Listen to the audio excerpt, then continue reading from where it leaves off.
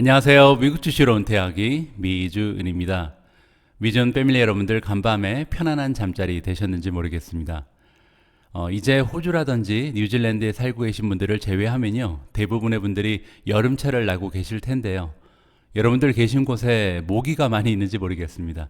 제가 지내는 인도네시아는요, 모기가 좀 많은 편이거든요. 그런데 요즘에 좀 극성을 부려서 잠자리에 약간의 애로사항이 있습니다.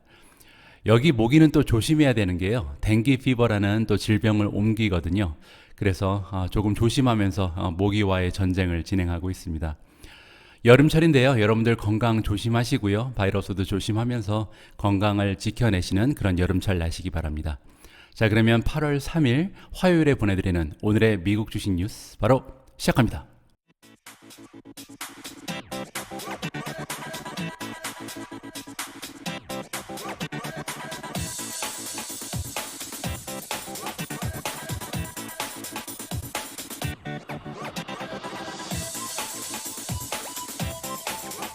미주은 채널을 오랫동안 함께 해주신 분들께서는 잘 알고 계신데요.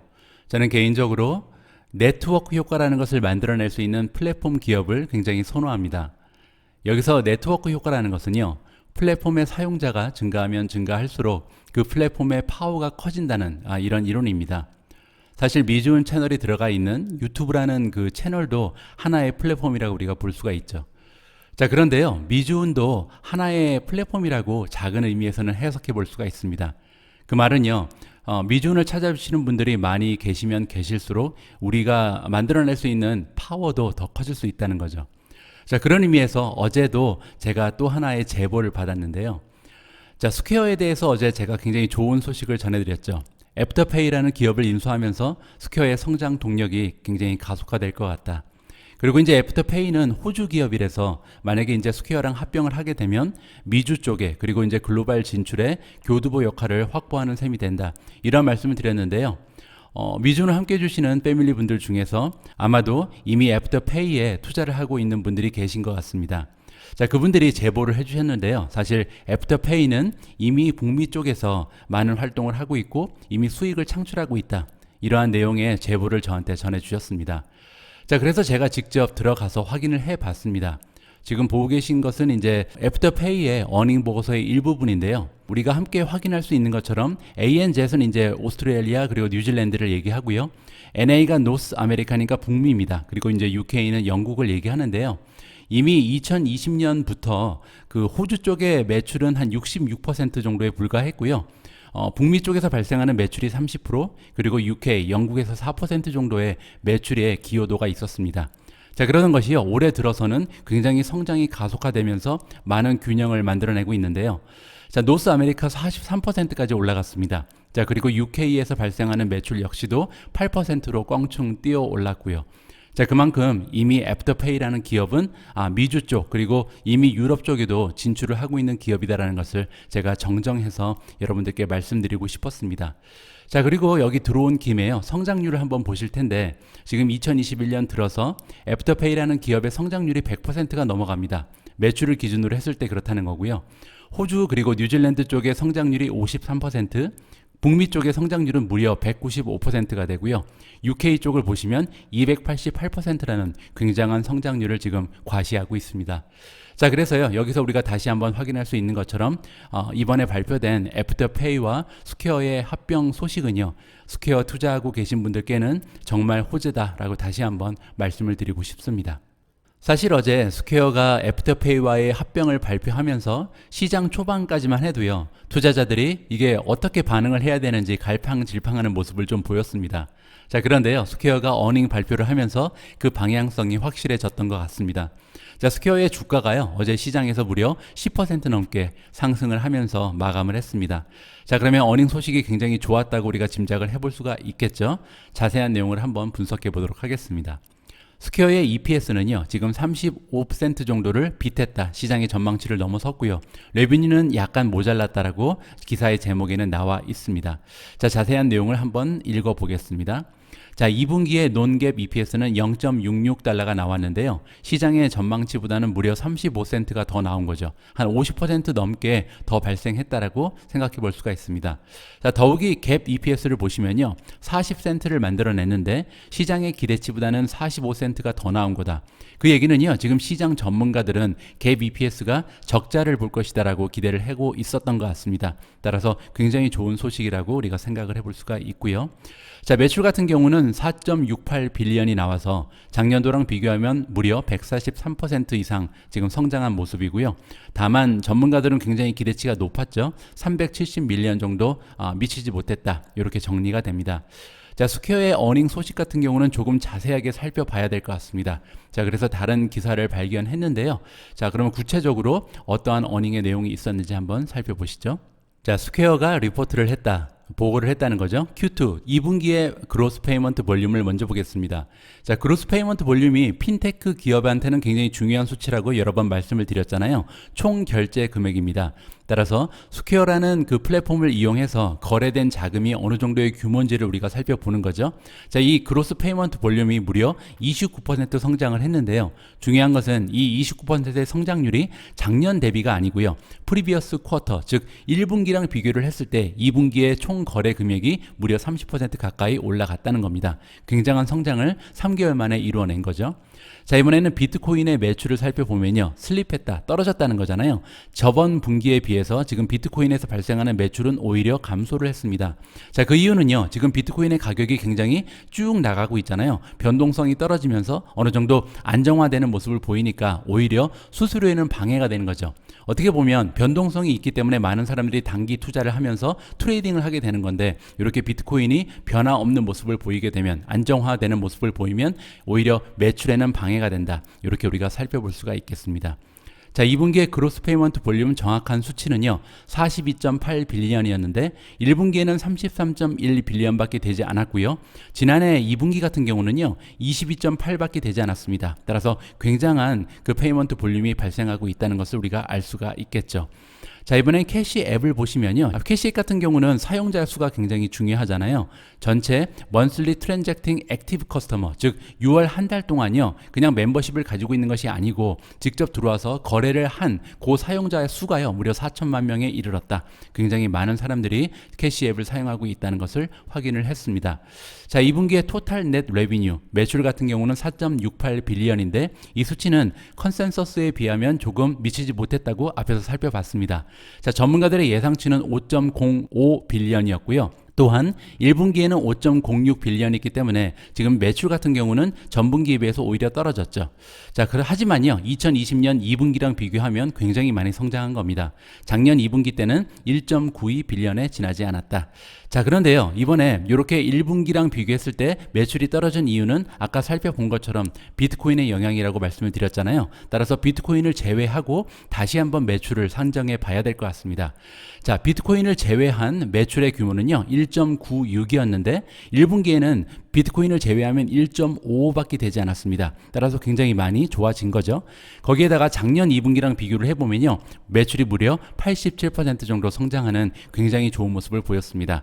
따라서 스퀘어의 성장은 비트코인에서만 온다라고 생각할 수가 없는 거죠. 지금 다른 분야에서도 굉장히 급격한 성장을 보여주고 있는 건강한 기업입니다. 자, Q2 2분기에 에비타를 살펴보겠습니다. 에비타라는 것은 이제 세전 그 순이익이라고 보시면 되겠죠. 자, 그래서 이익이요. 지금 360 밀리언이 나왔는데 쿼터 투 쿼터니까 1분기랑 비교했을 때 53% 정도 성장한 거고요. 지금 작년 2분기 같은 경우는 에비타가요. 98 밀리언밖에 되지 않았습니다.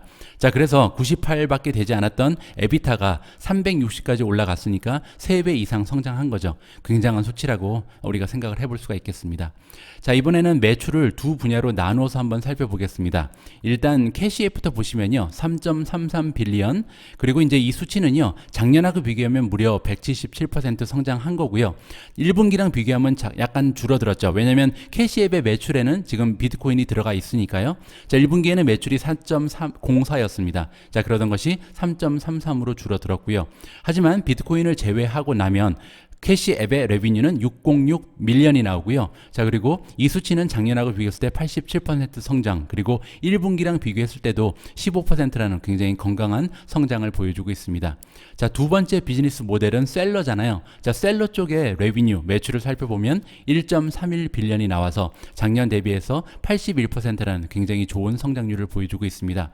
따라서 스퀘어는요, 두 가지 비즈니스 모델, 즉 캐시 앱 그리고 셀러 쪽 둘 다 80%가 넘는 성장률을 지금 투자자들한테 안겨주고 있는 거잖아요. 굉장히 성장률이 좋은 그런 기업이라고 다시 한번 확인을 할 수가 있었습니다. 자, Q3 3분기에 대한 전망, 그리고 나머지 그 기간에 대한 전망이 나와 있는데요. 스퀘어가 기대하기로는 셀러 같은 경우는 굉장히 성장률이 좋을 것이다. 왜냐하면 작년 2020년에는 셀러 모델이 약간 어려움을 겪는 그런 시기였잖아요. 아무래도 셀러 모델이라는 것은 그 길거리에 나와 있는 오프라인 셀러들을 얘기하잖아요. 작은 샵들, 그 중소 상인들이 굉장히 어려움을 겪었던 시기가 작년이었기 때문에 올해 들어서 아무래도 거래량이 많아지면서 좋은 모습을 보일 수밖에 없겠죠. 자, 반면에 우리가 생각해야 되는 부분은 뭐냐면 셀러 부분은 이렇게 좋을 수 있겠지만 캐시앱 같은 경우는 작년하고 비교해보면 성장률이 약간 둔화될 수 있다. 그러한 내용을 여기에서 지금 얘기해주고 있습니다. 어쨌든요, 우리가 어닝 결과를 살펴본 결과 스퀘어의 성장은 계속되고 있다. 그리고 이러한 성장이 언제까지 계속될지는 아무도 모르죠. 어쨌든 스퀘어에 투자하고 계신 분들께는 굉장히 좋은 그런 하루가 됐던 것 같습니다. 주가도 10%가 넘게 올라가고요. 이 기업의 성장 추세를 다시 한번 확인할 수 있었던 좋은 계기가 되었었던 것 같습니다. 어제 어닝을 발표한 기업이 하나 더 있었는데요. 바로 그랩입니다. 자, 그랩이라는 기업이 조금 생소하신 분들을 위해서 잠깐 설명을 드리면요. 그랩이라는 기업은 아직까지는 상장을 하지 않았고요. 스펙 기업이죠. AGC라는 스펙과 합병을 앞두고 있었습니다. 자, 그런데 이 합병이 약간 딜레이가 되면서 연기가 됐거든요. 그러면서 주가가 좀 많이 떨어졌죠. 지금 11달러도 되지 않는 주가를 보여주고 있는데 한때는 16달러까지 주가가 올라간 적이 있었습니다. 자, 그러면 그랩이라는 기업이 어떠한 기업이고 또 어떠한 어닝 결과를 발표했는지 함께 살펴보시죠. 자, 사우스이스트 아시아, 동남아의 가장 커다란 라이딩 쉐어, 푸드 딜리버리, 그리고 온라인 페이먼트 기업이다라고 나와 있잖아요. 따라서 어떠한 식으로 이해를 하시면 되냐면 라이드 쉐어라는 것은 이제 우버잖아요. 따라서 동남아의 우버라고 보시면 되고요. 푸드 딜리버리도 한다. 따라서 배달의 민족에 하는 그런 기능도 가지고 있습니다. 자, 마지막으로요. 온라인 페이먼트 컴퍼니다. 페이팔의 기능도 하고 있다. 따라서 동남아 시장 안에서는 못하는 게 없는 굉장히 멋진 기업이라고 생각하실 수가 있습니다. 따라서 우리가 이러한 기업을요, 슈퍼 앱을 가지고 있다고 얘기하거든요. 그랩은 우리가 슈퍼 앱의 전형적인 예가 될 것 같습니다. 자, 이러한 슈퍼 앱을 가지고 있는 그랩이라는 기업이 이번에 39%라는 매출의 성장을 보여주면서 507 밀리언을 만들어냈다. 여기 첫 분기라고 나와 있는데요. 사실 2분기를 지금 그랩 같은 경우는 1분기라고 얘기하는 것 같습니다. 자, 그리고 이번에 에비타 로스, 아직까지는 이제 적자 기업이죠. 111 밀리언을 적자를 봤는데 작년하고 비교하면 굉장히 좋은 성장을 보여주고 있습니다. 작년 같은 경우는 적자 폭이 344 밀리언이었는데 많이 향상이 된 거죠. 111 밀리언의 적자를 보고 있다. 따라서 가까운 미래에 흑자로 돌아설 가능성도 보이는 거죠. 자, 그런데요, 여기까지만 보면 사실 뭐 그냥 그런 어닝 결과였다라고 생각을 해볼 수가 있잖아요. 그런데 우리가 하나 기억해야 되는 부분은 뭐냐면 지금 동남아 쪽은 굉장히 바이러스의 상황이 안 좋다는 점을 우리가 또 한번 고려를 해봐야 될 것 같습니다. 자, 그래서 그랩은 굉장히 잘하고 있다. 디스파이트니까 뭐뭐에도 불구하고 지금 동남아 쪽에 록다운이 많이 걸려있는데도 불구하고 사실 라이드 쉐어링은 거의 죽었다고 봐야 되거든요. 지금 비즈니스 큰 부분 중에 하나는 거의 기능을 못하고 있는데도 불구하고 39%나 되는 성장을 보여줬다. 이 부분은 우리가 굿뉴스라고 생각을 해봐야 될 것 같습니다. 자, 이렇게 좋은 성적을 거둔 이유는요, 푸드 딜리버리라든지 아니면 온라인 페이먼트 쪽은 굉장히 붐이 일어나기 있기 때문이죠. 자, 그랩이라는 기업은요, 지금 사우스 아시아의 가장 밸류업을 가치 있는 스타트업 기업 중에 하나다라고 나와 있잖아요. 그리고 그들은요, 지금 인슈어런스 비즈니스 쪽으로 푸시하고 있다, 다가가고 있다는 거죠. 따라서 앞에서 제가 어떤 말씀을 드렸냐면 우버 그리고 배달의 민족, 페이팔을 합쳐놓은 그런 기능을 가지고 있는 슈퍼 앱이라고 말씀을 드렸는데 만약에 이들이 인슈어런스, 보험까지 진출을 하게 된다면 거기에 레모네이드까지 포함이 되는 거잖아요. 따라서 참 엄청난 기능을 수행하는 그런 기업이다라고 생각을 해볼 수가 있겠습니다. 자, 그리고요, 이 기업은 뭐죠? 합병을 하려고 지금 시도하고 있는데요. 그 합병이 조금 딜레이가 돼서 올해 4분기 정도 돼야 합병 소식이 들려올 수 있을 것 같습니다. 자, 그래서 어제 좋은 소식을 접하면서 AGC의 주가가 2.3% 정도 올라갔다. 이렇게 마무리를 해볼 수가 있겠습니다. 최근 들어서요, 주가의 흐름이 굉장히 좋은 기업이 하나 있는데요. 바로 테슬라입니다. 테슬라가 어제도 3.27% 올라가면서 드디어 700달러를 돌파했습니다. 자, 이렇게 좋은 모습을 보이게 된 이유 중에 하나가 굉장히 좋은 뉴스가 들려왔기 때문인데요.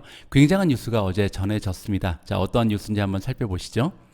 자, 테슬라의 모델 3, 그 모델 Y가요, 이번에 1위와 2위를 차지했다. 도대체 어디에서 1, 2위를 차지했는지 한번 보시죠. 자, 글로벌 플러그인 비클, 글로벌이니까 이제 전 세계의 통계를 합쳐서 이번에 발표가 된 거죠. 전 세계에서 판매된 그리고 등록된 플러그인 비클 레지스트레이션 등록 수를 보면요, 지금 작년하고 비교했을 때 무려 153%라는 엄청난 성장을 보여주고 있습니다. 자, 지금 기준이 되는 것은 6월 달입니다. 라스트 먼스니까요.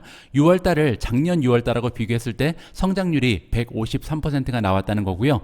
총 판매대 수, 등록된 전기차의 숫자는요, 58만 3천 대라고 합니다. 이 58만 3천 대는요, 전체 등록된 자동차의 숫자에서 무려 8.7%를 차지한다. 따라서 이제 정말 전기차의 시대가 오고 있구나라는 것을 우리가 실감할 수 있는 그런 숫자가 나오기 시작합니다. 자, 그리고 여기서 얘기한 플러그인 비클을요, 크게 두 가지로 나눌 수가 있는데, 첫 번째는 완전 순수 전기차, BEV라고 우리가 부릅니다. 배터리 일렉트릭 비클이고요. 두 번째는 PHEV가 있습니다. PHEV는요, 플러그인 하이브리드 EV. 하이브리드라는 것은 이제 내연기관과 전기차를 이제 합쳐놓은 거잖아요. 이렇게 두 가지를 합쳐서 플러그인이라고 부르는데, 여기서 보시면 성장률이 BEV가 더 좋은 것을 확인할 수가 있겠습니다.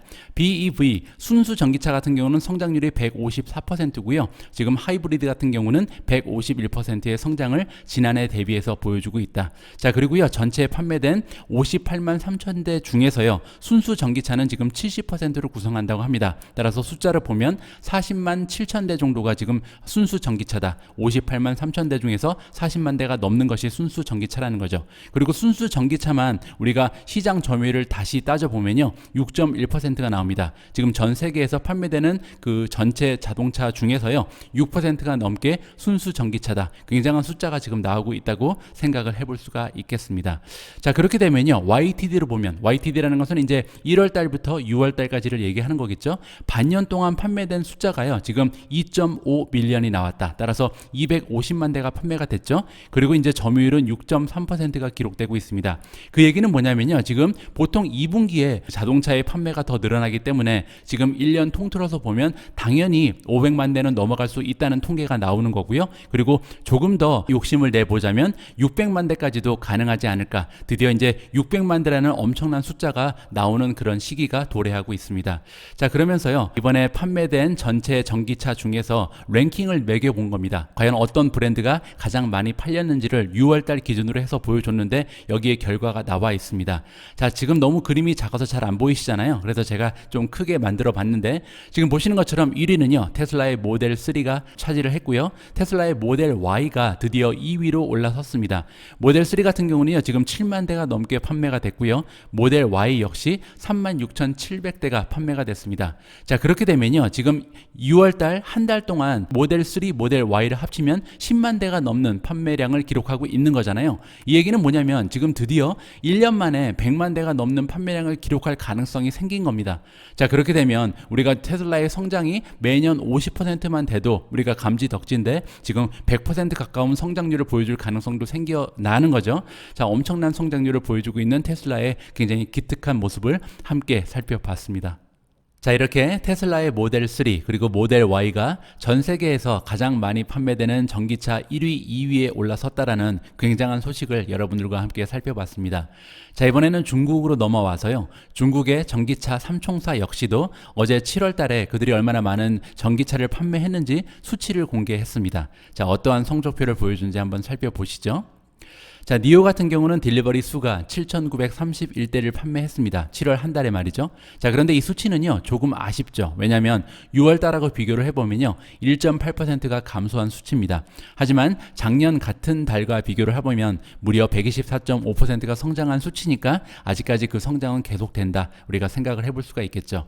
자, YTD를 보겠습니다. 1월 달부터 7월까지 7개월간 판매된 총 딜리버리 수를 보면요, 125,528대를 판매하고 판매하고 있습니다.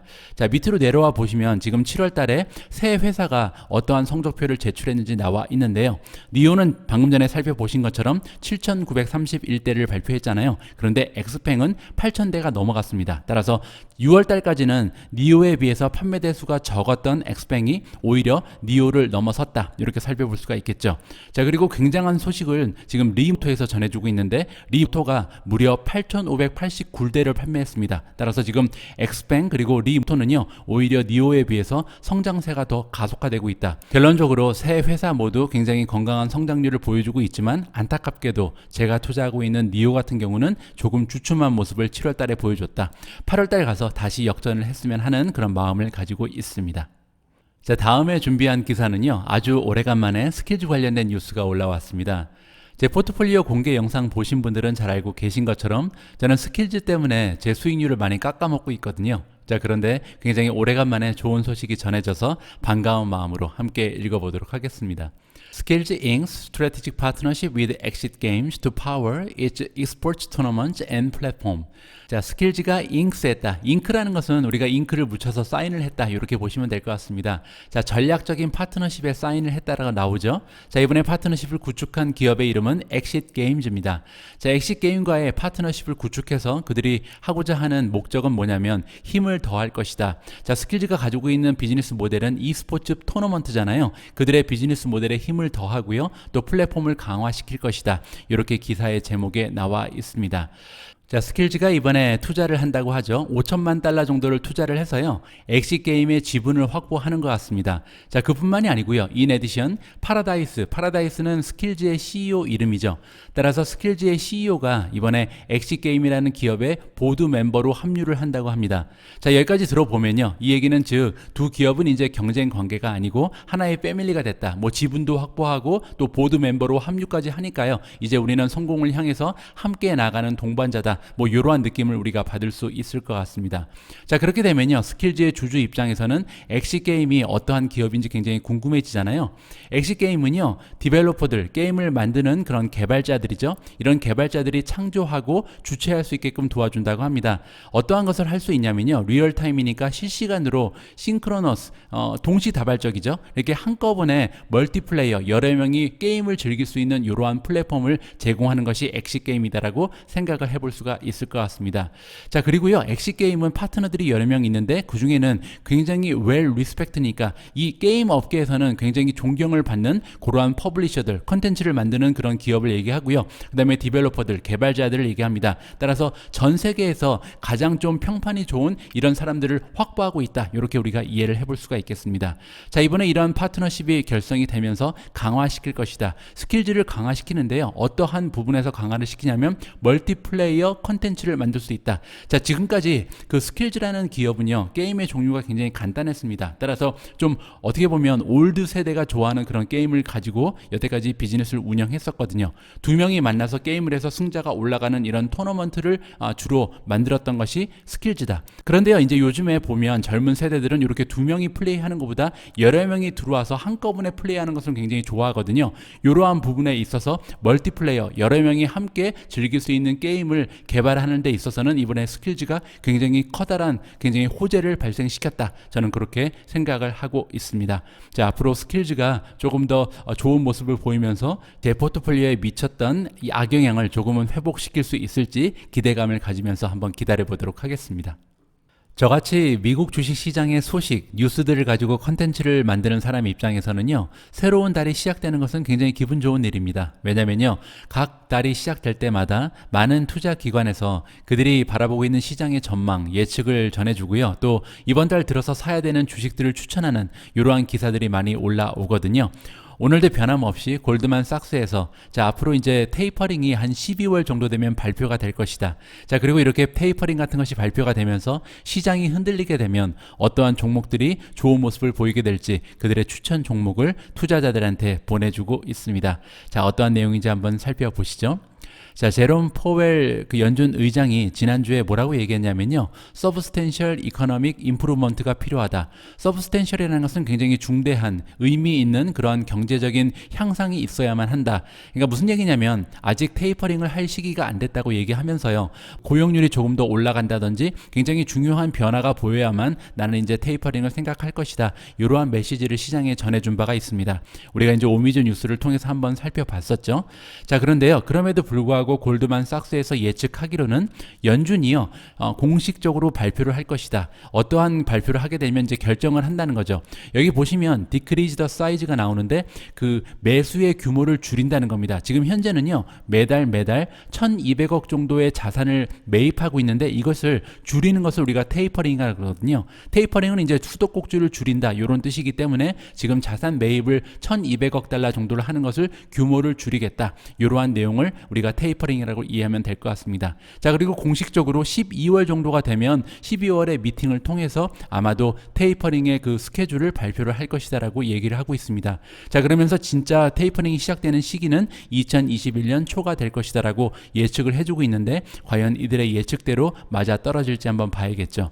자, 그리고 이러한 그 예측이 나오게 되면서 일부 투자자들은 굉장히 공포감에 시달린다는 거죠. 왜냐하면 2013년에요 비슷한 일이 있었습니다. 그때 이제 테이퍼 탄트럼이라는 게 있었죠. 그 얘기는 뭐냐면 테이퍼링이 발표하면서 시장이 좀 발작을 하는 그런 모습을 잠깐 보인 적이 있었습니다. 그때 이제 그 페드의 체어맨은 버나키라는 분이었는데 이 사람이 이제 테이퍼링을 발표하면서 S&P 500이 단 하루 만에 5% 정도 떨어졌었고요. 그리고 10년 채권의 금리가요 0.4% 정도 점프하면서 단 5일 만에 2.6%나 올라가는 그런 모습을 보였었습니다. 물론 이러한 일이 2013년에 있었기 때문에 이번에 연준 의장을 비롯한 위원회에서는 조금 더 신중한 태도를 취할 가능성이 높습니다. 자, 그럼에도 불구하고 골드만삭스가 얘기하는 것은요 그들의 클라이언트한테 이렇게 얘기했다고 합니다. 솔리드 발란시트이 굉장히 건강한 그런 기업들을 지금 사야 한다라고 권유를 해줬다고 합니다. 자, 그러면서 이번에 새롭게 바스켓을 하나 만들었는데 포트폴리오를 하나 구성한 거죠. 이 골드만삭스가 봤을 때 가장 스트롱한 발란시트를 가지고 있는 그런 주식들을 가지고 하나의 포트폴리오를 구성했다고 합니다. 6월 초부터 보면요 이 기업들의 그 포트폴리오는 한 5% 정도 S&P 500의 평균 상승률을 초과하고 있다. 자, 그러면서 15개의 기업을 소개해주고 있는데요. 자, 가장 먼저 모널리틱 파워가 나와 있는데요. 파워라는 이름에서 알 수 있던 것처럼 전기 회로, 전기 부품을 만드는 그런 회사라고 보시면 될 것 같습니다. 몬스터 베버리지는 굉장히 유명한 음료 회사고요. 엔비디아, AMD, 우리가 아는 것처럼 엔비디아 같은 경우는 굉장히 건강한 그 발란시트를 가지고 있잖아요. 현금이 넘쳐나는 그런 기업이죠. 코파트, IPG 포토닉스, 그리고 페이스북이 빠질 수가 없겠죠. 발란시트 하면 페이스북이다. 이렇게 우리가 생각할 정도로 굉장히 좋은 건강한 발란시트를 가지고 있습니다. 인투이트도 좋은 발란시트를 가지고 있는 것 같네요. 어도비도 올라가 있고요. 그리고 케이던스 디자인 시스템, 가민, 테슬라, 풀 코퍼레이션, 알파벳, 애쉬 이러한 기업들이 건강한 지금 발란시트를 가지고 있다 이렇게 추천이 되고 있습니다. 자, 그중에서 테슬라를 바라보면서 제가 어떤 생각을 했냐면 불과 몇 년 전만 해도 부도가 날 것이다 라는 예상이 굉장히 많았었잖아요. 그러한 테슬라가 이제 건강한 발란시트, 만약에 테이퍼링이 나와도 꿋꿋하게 그 자리를 지킬 수 있는 건강한 기업이라고 이 리스트에 이름을 올린 것은 굉장히 좀 멋진 일이다 이러한 생각을 하게 됐습니다. 최근 며칠 동안 굉장히 좋은 주가의 흐름을 보여준 기업 중에 하나가 퀄컴이었습니다. 자, 그리고 퀄컴의 주가가요 어제 장 초반만 해도 그러한 추세를 이어나가고 있었는데 갑자기 떨어졌거든요. 그리고 이제 이 기사에 따르면 이렇게 퀄컴의 주가가 갑자기 기세가 꺾인 이유가 바로 구글 때문이다 이렇게 설명을 해주고 있습니다. 정확하게 어떤 내용인지 좀 궁금해지시죠? 자, 보시면요 퀄컴이 이번에 기빙업 하고 있다. 개인을 기빙업 한다는 것은요 주가가 올라가고 있었던 그 상승치를 다시 반납했다 이렇게 보시면 될 것 같습니다. 자, 그리고 계속 떨어져서요 결국은 한 0.6% 정도 하락한 모습으로 장을 마감했습니다. 자, 이렇게 된 이유는 뭐였냐면요 이번에 리포트가 나왔는데 구글이 픽셀폰을 다시 이제 출시를 하거든요. 지금까지 한 픽셀 5까지 나와 있는데 픽셀 6가 나오게 되면 여기에 들어가는 그 반도체 칩이 있잖아요. 원래는 퀄컴 거를 사용하고 있었는데 그들 자신이 만든 구글표 반도체를 사용할 것이다 이러한 내용이 발표됐다고 합니다. 자, 그러면서요. 지금 원래는 1.7%까지 올라가고 있던 주가가 갑자기 떨어지게 됐다. 이렇게 지금 기사에서 나오고 있습니다. 자, 이번에 발표되는 새롭게 출시되는 픽셀 6 그리고 픽셀 6 프로 같은 경우는 텐토 칩이라고 해서 구글이 자체 제작한 칩을 쓰게 되고요. 원래는 구글은 예전에 이제 퀄컴의 프로세스를 사용하고 있었다. 2016년에 스마트폰을 만들기 시작하면서 계속해서 퀄컴의 고객이었다고 얘기를 하고 있는 거죠. 자, 이렇게 메가 테크 기업이 각각 자기들이 사용할 반도체를 만들어 가면서 반도체 기업들에는 어느 정도 영향이 있을 수도 있다. 이렇게 생각을 해 봐야 될 것 같습니다. 자, 우리가 바로 앞에 기사에서요, 퀄컴이라는 기업의 악재를 하나 살펴봤죠. 이제 구글이라는 기업이 그들 자체 생산한 반도체를 사용하면서 퀄컴의 반도체를 사용하는 양이 줄을 것이다. 이러한 기사를 살펴봤는데요. 사실 반도체는 지금 현재 없어서 못 팔지, 우리가 이제 고객이 없어서 못 파는 건 아니잖아요. 자, 오늘 인터뷰 영상을 하나 준비했는데요. 퀄컴의 CEO 크리스타노 아몬이라는 분이 나와서 지금 퀄컴이 어떠한 비즈니스 현황을 가지고 있는지, 그리고 그가 바라보고 있는 나머지 3분기, 4분기의 모습은 어떤지, 퀄컴의 전망, 그리고 반도체 분야의 전망에 대해서 자세히 한번 배워보도록 하겠습니다. 자, 오늘 영상도 마지막까지 함께 해주신 모든 분들께 감사의 말씀드리고요. 저는 내일 수요일 아침에 다시 조금 더 알찬 내용을 가지고 다시 인사드릴 수 있도록 하겠습니다. 우리 모두가 미국 주식 투자로 은퇴하는 그날까지 다 함께 화이팅입니다. 행복한 하루 되세요. 감사합니다.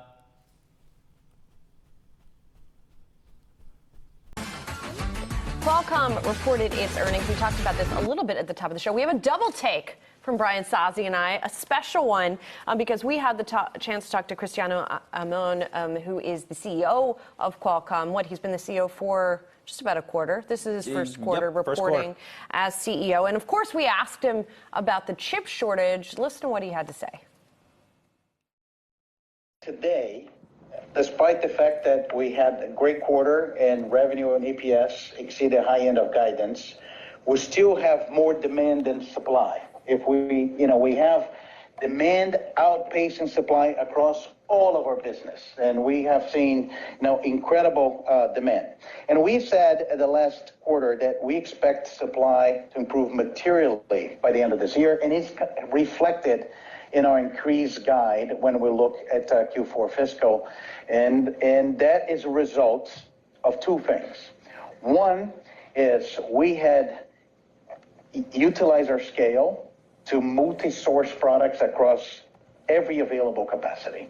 And we've done that in record time. As an example, one of our multi-source products, which is Snapdragon 778G, is just been already commercialized in this quarter in record time. So basically multi-sourcing products across every available capacity. And we put capacity expansion in places with our foundries, and those are going to start to show up at the end of the year. So we expect to be significantly better or out of the supply crisis towards the end of the calendar year. Still going to be seeing more demand than supply, but at a reduced level in the beginning of 2022. But we expect demand and supply to fully normalize for Qualcomm as we progress in 2022. So, light at the end of the tunnel is the bottom line on all of that, right? And that's what we heard from AMD CEO Lisa Su just moments ago. So we're starting to see an easing in that supply shortage. But ultimately, the shortage, for the most part, has been pretty good to the chip space. Look at Qualcomm's results here. I mean, they were up across the board here. Their non-GAAP earnings up 123% year over year, sales up 63%. A really big quarter from Qualcomm. Stock is reacting accordingly today. It is. All right, we're going to take a quick break.